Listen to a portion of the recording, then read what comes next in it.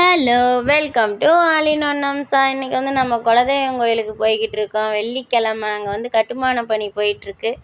அதனால் நம்ம பதியத்தை மட்டும்தான் பார்க்க முடியும். வெளியே நின்று இந்த சாமியெல்லாம் கும்பிட்டுட்டு அப்படியே பார்த்துட்டு, இந்தாண்ட சாமி வந்து கட்டடம் கட்டிக்கிட்டு இருக்காங்க. இந்தாண்ட சிலையெல்லாம் வச்சுருக்காங்க. ஒர்க் போயிட்டுருக்கு. கூடிய சீக்கிரம் கும்பாபிஷேகம் வந்துரும்னு நினைக்கிறேன். உங்கள் எல்லாத்துக்கும் கண்டிப்பாக நான் வீடியோ போடுறேன். அதுக்கப்புறம் இங்கெல்லாம் நம்ம சுற்றி பார்த்துட்டு எவ்வளோ நாள் ஆகிடுச்சு நம்ம குலதெய்வம் கோயிலுக்கு வந்தே. நம்ம போய் சாமியை பார்த்தே ஆகணும் அப்படின்ட்டு இன்றைக்கி லீவ் போட்டு நாங்கள் வந்து சாமி பார்க்க போனோம். நாங்கள் போயிட்டு சாமியெல்லாம் சுற்றி பார்த்துட்டு அப்படியே கொஞ்சம் நேரம் உட்காந்து அமைதியாக ரெஸ்ட் எடுத்துகிட்டு அப்படியே கிளம்பிட்டோம்.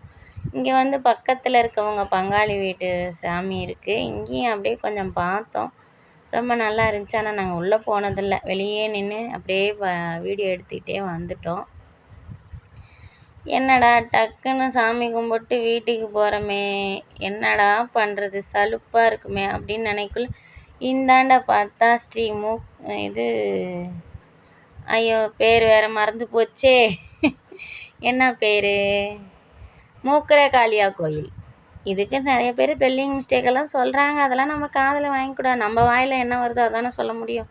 நாம் கடவுளை மதிக்கிறோம். நமக்கு தெரிஞ்சால் போதும், மற்றவங்களுக்கு தெரியணும்னு இல்லை.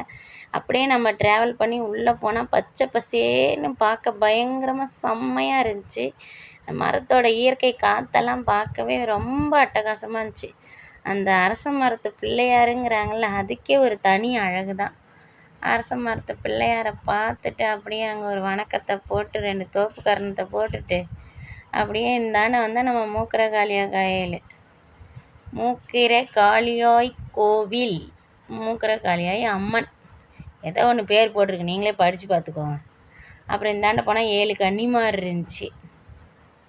கன்னிமாரை பார்த்துட்டு அப்படியே விநாயகரை பார்த்துட்டு சுற்றி திருப்பி வந்தால் வெளியில் வந்து அழகாக அம்மன் சிலை பெயிண்டிங்க்கு. அப்படியே இந்தாண்ட பார்த்தா தீபாராதனை காமிச்சிட்டு இருந்தாங்க. அப்படியே நான் சிலை மாதிரி நின்றுட்டேன்.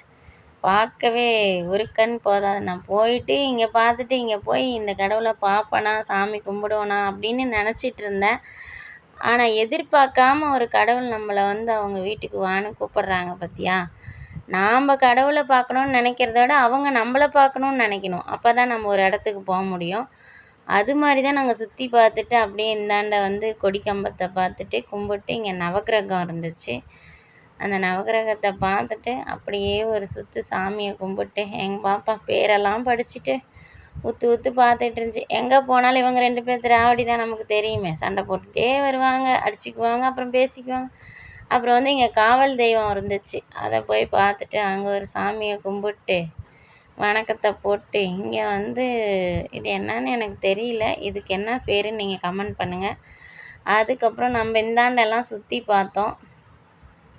எல்லாம் அரச மரமும் வேம்பரசு மரம் எல்லாம் அதுக்கடியில் உட்காந்து காற்று வேண்டாங்க. பாருங்கள் நம்ம அம்மன் எப்படி இருக்குது பார்த்தீங்களா. எத்தனை கையோட பார்க்கவே அப்படியே அம்சமாக அழகான. நம்ம சாமியை வர்ணிக்கக்கூடாதான், ஆனால் வந்து அப்படியே பார்க்குறதுக்கே பயங்கரமாக இருந்துச்சு. ஷேக் பண்ணி விட்டுட்டு இருந்தார் எங்கள் தம்பி வீடியோவை.